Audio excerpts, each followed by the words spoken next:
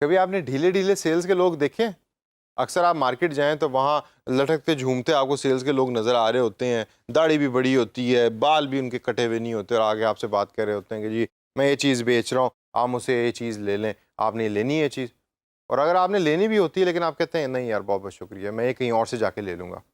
इसकी वजह क्या है? इसकी वजह ये है कि जो कन्वर्सेशन स्टाइल वो सेल्स वाला आपके साथ यूज़ कर रहा है, आपको वो पसंद नहीं आया। एक पैशन नहीं है, एक एनर्जी नहीं है जो एक सेल्स वाले में होनी चाहिए। ये जो कॉन्वर्सेशन है इसको हम सेल्स की ज़बान में पिच कहते हैं, और यही हमारे आज के सेशन का टाइटल भी है, क्रिएटिंग ए कैची पिच। यानी कि अच्छी कॉन्वर्सेशन पिच को किस तरीके से क्रिएट करना है, उसके बारे में चंद मैं आपको टिप्स दूंगा। तो आइए ज़रा थोड़ी सी नज़र डालते हैं और देखते हैं कि वो क्या टिप्स हैं कि जिसको आप यूज़ करके एक अच्छा सेल्स वाला बन सकते हैं और एक अच्छी पिच बना सकते हैं। क्योंकि ज़हन में एक चीज़ रखिए कि लीड जनरेट करने के लिए या सेल्स करने के लिए एक अच्छी पिच का होना बहुत ज़रूरी है। अगर आपके पास एक अच्छी पिच नहीं है, आप कभी भी अच्छे सेल्स वाले नहीं है, ये मैं आपको गारंटी के साथ कह सकता हूँ। पिच का सबसे इंपॉर्टेंट पार्ट है स्टार्टिंग का पार्ट, जो ओपनिंग लाइन होती है। अगर आप एक एनर्जी से जाके किसी से बात कर रहे हैं और किसी को कन्विंस करने की कोशिश कर रहे हैं तो वो आपकी बात सुनना पसंद भी करेगा। अगर आप ढीले ढीले गए हैं, किसी को खुद भी कन्विंस नहीं उस प्रोडक्ट के ऊपर, रिपोर्ट की तरह बात कर रहे हैं, I am sorry, no one is interested to talk to you. जो पहली टिप मैं आपको देना चाहता हूँ वो ये है कि ऑलवेज जहन में रखें कि it is not a pitch, it is a conversation.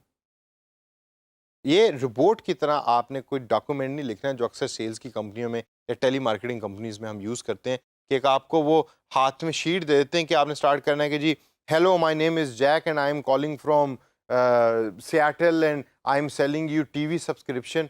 नहीं, you don't have to do that. You try to keep it like a conversation. When the customer is picking up the phone, जब customer phone को pick कर रहा है, तो उससे उस तरीके से बात करें जिस तरह एक नॉर्मल ह्यूमन बीइंग बात करता है। कॉन्वर्सेशन करें उस बंदे के साथ। उसको एक रिपोर्ट की तरह एक स्टैटिक लाइंस जो स्पेसिफिक आपको दी गई हैं उसको यूज़ ना करें। अच्छा, ये जो पिच स्टार्ट के अंदर आपको जॉब पे मिलती भी है ना, जो टेली मार्केटिंग मैंने एग्जांपल दी, वो स्टार्टिंग के लिए बहुत अच्छा है, आपको एक डिसिप्लिन सिखाती है।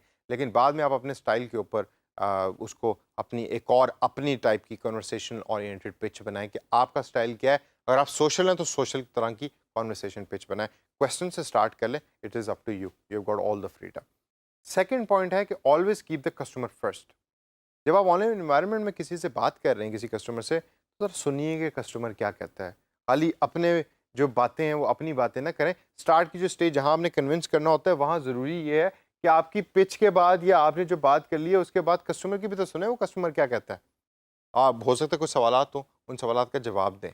तो पिच का एक बहुत इंपॉर्टेंट एरिया वो भी है कि जिसके अंदर हैरत की बात है कि आपने बोलना कुछ नहीं होता, सिर्फ सुनना होता है चुप करके, और सुन के रिबटल करना होता है या उन जवाबों सवालों का जवाब देना होता है। अगला पॉइंट है कि use stories to relate. Stories बनाइए। अक्सर सेल्स के लोग मशहूर होते हैं कि वो ऐसी स्टोरीज बना लेते हैं कि जो एक्चुअली हुई भी नहीं होती उनके साथ। वो जो सी चीज़ बेच रहे हैं उस चीज़ के मुताबिक वो स्टोरी बना लेते हैं। Story telling is an art. तो स्टोरी जो है उसको बनाना सीखिए और स्टोरीज अपनी पिच के अंदर इंक्लूड कीजिए। एक ही स्टोरी रख लें बेशक, और उसी स्टोरी को बार बार यूज़ करते रहें। लेकिन एक चीज़ ध्यान में रखें, ये स्टोरी सिंपथी ओरिएंटेड ना हो। ये ना हो कि जी मेरे घर में जो है वो खाना नहीं है तो मैं इसलिए सेल्स की जॉब कर रहा हूँ, तो अगर आप मुझसे ये चीज़ खरीद लेंगे तो मुझे कमीशन मिल जाएगा तो मेरे घर में खाना आ जाएगा। नहीं, ऐसे कभी भी आपसे सेलिंग नहीं होगी। स्टोरी आपकी रेलेवेंट होनी चाहिए, अच्छी होनी चाहिए, और अगर उसमें ह्यूमर है या मज़ाक भी इसमें इन्वॉल्व है तो वो और भी अच्छी बात है। ये जो अच्छी स्टोरीज़ आपने बनाई हैं और बताई हैं, इसके बाद ये अगली चीज़ शुरू होती है जो है हुक, यानी कि गांडी डालना। जब आप एक अच्छी पिच से शुरू करते हैं तो आप बेसिकली गांडी डाल रहे होते हैं सेल्स आगे कस्टमर को, तो उसके थ्रू लीड जनरेट हो रही होती है। तो एक अच्छा हुक डालने के लिए आपको एक अच्छी स्टोरी की ज़रूरत होती है, एक अच्छी ओपनिंग की ज़रूरत होती है। तो इसलिए hook is a very important concept of a sales pitch. You always jump to the problem. इधर-उधर की कहानियाँ ना बताएँ, सब पता है सारों को, आप प्रॉब्लम पे आएँ, ये प्रॉब्लम आपका है, ये उसका सॉल्यूशन है, बताइए कैसे आगे चलना है। तो that's why the jumping to the problem is a very very important tip कि जो आपने एक पिच बनाते हुए अपने ज़हन के अंदर रखनी है। हमेशा जो भी आप बात करें उसको बैकअप करें फैक्ट्स के साथ। ऐसे हवा में ना बात करें, आप फैक्ट्स के साथ बैकअप करें। फॉर एग्जांपल जैसे मैंने वो फेसबुक की बात की थी, तो मैंने आपको बताया था कितने बिलियन लोग फेसबुक को यूज़ करते हैं। आप जाके सर्च कर लीजिए, उसे मिलता-जुलता आपको फिगर मिलेगा। जब भी आपके सामने डाटा आ जाता है या फिगर्स आ जाती हैं, तो जो सुन रहा होता है ना, वो सुनने वाला बंदा कहता है अच्छा चलो यार ये फिगर्स बता रहा है, ये फिगर्स ठीक भी हैं, तो हो सकता है ये जो बात करें वो भी ठीक ही हों। हमारी जो फेयरनेस क्रीम है गोरा बनाने वाली, उसने पिछले 15 लोगों ने उसको यूज़ किया और महीने के अंदर उनमें से 8 लोग जो हैं वो गोरे हो गए। अब ये सही फिगर तो नहीं है, फैक्ट तो नहीं है, लेकिन ऐसे फैक्ट्स भी सेल्स के लोग जो हैं वो दे रहे होते हैं। तो आप अपने फैक्ट्स अच्छे वाले जो हैं उसको निकालिए, उसको यूज़ किए अपनी पिच के अंदर। हमेशा कॉल टू एक्शन आपकी ऑनलाइन लीड जनरेशन में होना चाहिए। हवा में ना छोड़ें। जब आपने कन्विंस कर दिया तो what do you want that person to do? Form को फिल करवाना है, इन्फॉर्मेशन लेनी है, किसी प्रोडक्ट के पेज पे क्लिक करना है, प्रोडक्ट को परचेज करना है, वो कॉल टू एक्शन क्या है? उसको हमेशा आप डिसाइड करें। अपनी पिच के अंदर वो इंक्लूडेड हो। What exactly do you want customer to do? पहले तो कस्टमर आपकी बात सुन रहा था, कन्विंस हो गया। अब कन्विंस होने के बाद क्या चाहते हैं हम, कस्टमर क्या करे? इसको हमेशा आपने अपनी पिच के अंदर डालना है। Keep your whole story short. Pitch आपकी छोटी होनी चाहिए, स्पेसिफिक होनी चाहिए, प्रॉब्लम ओरिएंटेड होनी चाहिए। जितनी छोटी पिच होगी उतनी आपकी एनर्जी कम लगेगी, जितनी एनर्जी आपकी कम लगेगी उतने अच्छे सेल्स वाले आप बनते जाएंगे। टाइम ज़्यादा होगा, आगे से आगे और लोगों से आप बात करेंगे और लोगों को आप कन्वर्ट करने में मदद करेंगे। फॉलो अप करें लोगों के साथ। दोस्तों इस पॉइंट को ये जहन में बिठा लें, sales at times do not happen straight away. ये नहीं कि आप पहली दफ़ा बंदे से बात करेंगे तो वो आपसे चीज़ खरीद लेगा। फॉलो अप करें, हैबिट बना लें फॉलो अप को करना, और ये बड़ा इंपॉर्टेंट पॉइंट है। तो दोस्तों इस सेशन के अंदर हमने कैची पिच के बारे में बात की कि कौन कौन से ऐसे एलिमेंट्स हैं जो कैची पिच के अंदर उसका पार्ट होते हैं।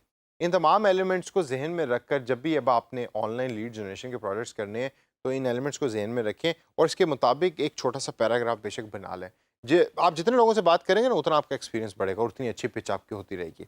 मुझे अभी भी याद है, यह सेशन ख़त्म करने से पहले मैं एक एग्जाम्पल देता हूँ। मुझे अभी भी याद है कि एक मेरा दोस्त हुआ करता था जो एसएमएस मार्केटिंग करता था।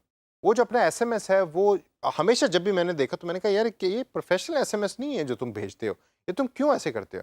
तो उसने मुझे दिखाया कि वो जिस तरीके से एसएमएस भेजता था उसका रिस्पॉन्स रेट बहुत अच्छा होता था। क्यों? क्योंकि वो उसको शुरू करता था अस्सलाम वालेकुम से, उर्दू के अंदर टेक्स्ट लिखता था, कुछ लफ्ज़ बड़े कुछ लफ्ज़ छोटे।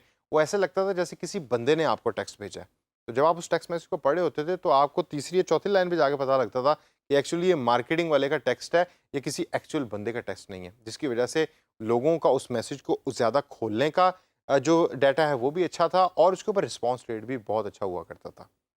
तो दोस्तों आप इन तमाम चीज़ों को अपने जहन में रखें और सेशन ख़त्म करने से पहले याद करें वो सेल्स वाली कि जो आपको अक्सर आपके मोबाइल फ़ोन पे मैसेज करती है और कहती है कि मेरे मोबाइल फ़ोन के अंदर बैलेंस को रीलोड करवा दें। उसकी पिच बहुत कैची है। तो उसकी पिच जो कैची है उसके क्या-क्या एलिमेंट्स हैं और इन सजेशंस में से उसने क्या-क्या सजेशंस को यूज़ किया है, देखिए और लर्न कीजिए।